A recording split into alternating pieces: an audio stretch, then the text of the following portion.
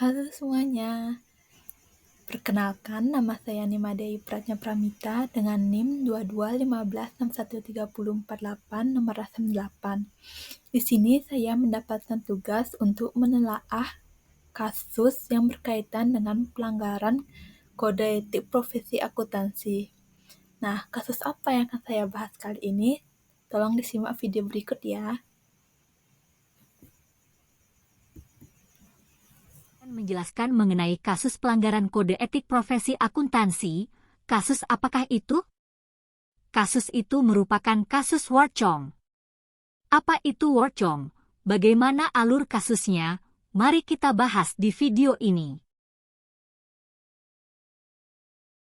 Adapun yang akan kita bahas pada kasus WorldCom yaitu yang pertama mengenai penjelasan seperti apa perusahaan WorldCom itu, yang kedua yaitu penyebab dari kasus WorldCom dan dampak yang ditimbulkannya, dan yang terakhir adalah kode etik profesi yaitu seksi-seksi yang dilanggar pada kasus WorldCom ini.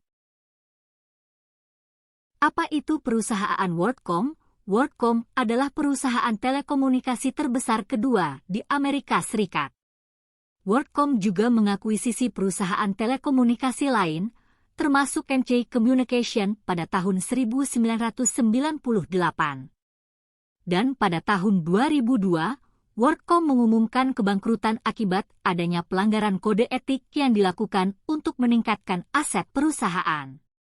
Adapun pihak yang terlibat dalam kasus WorldCom yaitu yang pertama Chief Executive Officer atau disingkat CEO dari WorldCom yaitu Bernard Ebbers.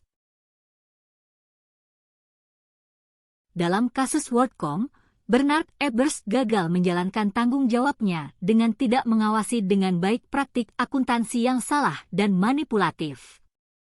Ia secara aktif mendorong dan memberikan tekanan kepada para bawahannya untuk memanipulasi laporan keuangan dengan tujuan menampilkan kinerja perusahaan yang lebih baik daripada kenyataannya.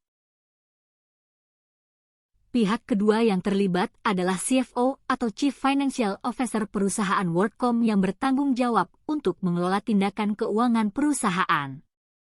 CFO itu adalah Scott D. Sullivan.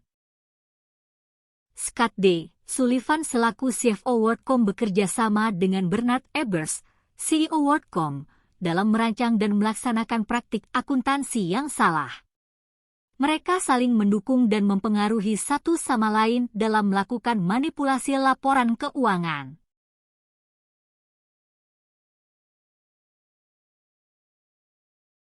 Pihak ketiga yang terlibat adalah seorang controller perusahaan yaitu David F. Mears.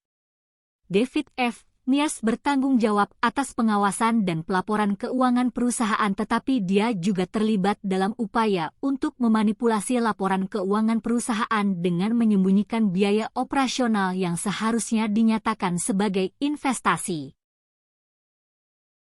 Pihak keempat merupakan auditor eksternal yaitu Arthur Andersen. Arthur diduga mengetahui dan membiarkan terjadinya praktik serta kecurangan akuntansi di perusahaan yang dimana seharusnya dia mengaudit kesalahan seperti itu. Adapun hal yang kita bahas selanjutnya yaitu mengenai alur kasus WorldCom. Yang pertama, pada tahun 1998 Amerika mengalami resesi ekonomi sehingga permintaan terhadap infrastruktur internet berkurang drastis. Hal ini berimbas pada pendapatan WorldCom yang menurun drastis sehingga pendapatan ini jauh dari yang diharapkan selanjutnya. Pada tahun 2002, dengan memindahkan akun beban kepada akun modal, WorldCom mampu menaikkan pendapatan atau laba.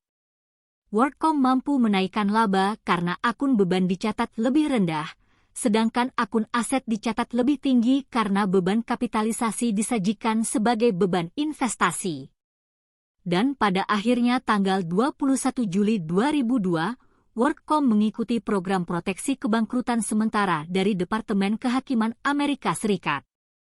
WorldCom melaporkan aset sebesar $103 miliar dengan total utang $41 miliar, dan pada tahun 2004 WorldCom berubah nama menjadi MCI, dan CEO WorldCom diganti dari Ebbers menjadi John C. Gilmore.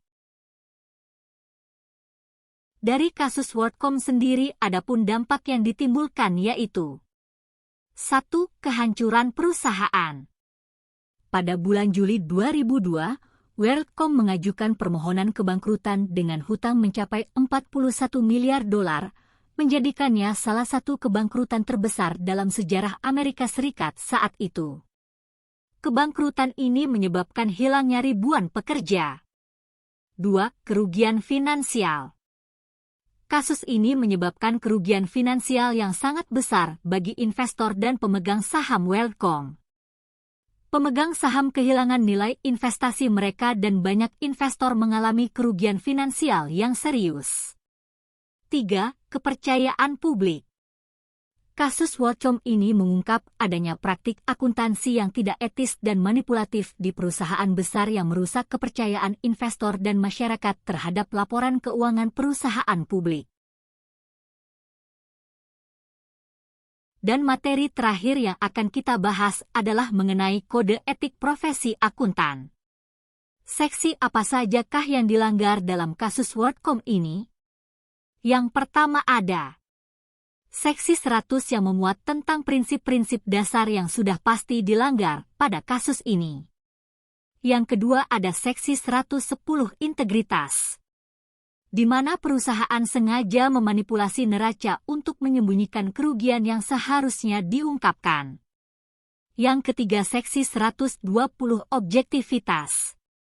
WorldCom memanipulasi akuntansi untuk menjaga harga saham dan reputasi perusahaan yang dapat dipengaruhi oleh kepentingan ekonomi atau keuangan pribadi para eksekutif.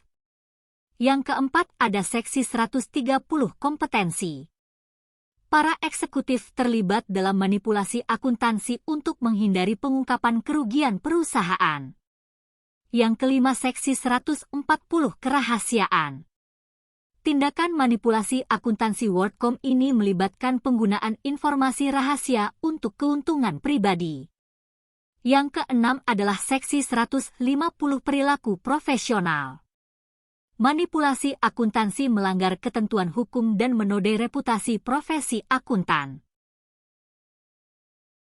Seksi 200 penerapan kerangka kerja konseptual. Melanggar prinsip-prinsip akuntansi yang mengatur penyusunan laporan keuangan yang akurat, relevan, dan dapat diandalkan. Mereka melakukan manipulasi dalam pencatatan transaksi dan pengakuan pendapatan. Seksi 220 penyusunan dan penyajian informasi. Mereka melakukan praktik akuntansi dengan mengubah biaya-biaya rutin menjadi investasi modal yang dapat disusun sebagai aset, sehingga menunjukkan kinerja keuangan yang lebih baik dari kenyataannya. Dan yang terakhir Seksi 240 kepentingan keuangan, kompensasi, dan insentif yang terkait dengan pelaporan keuangan dan pengambilan keputusan.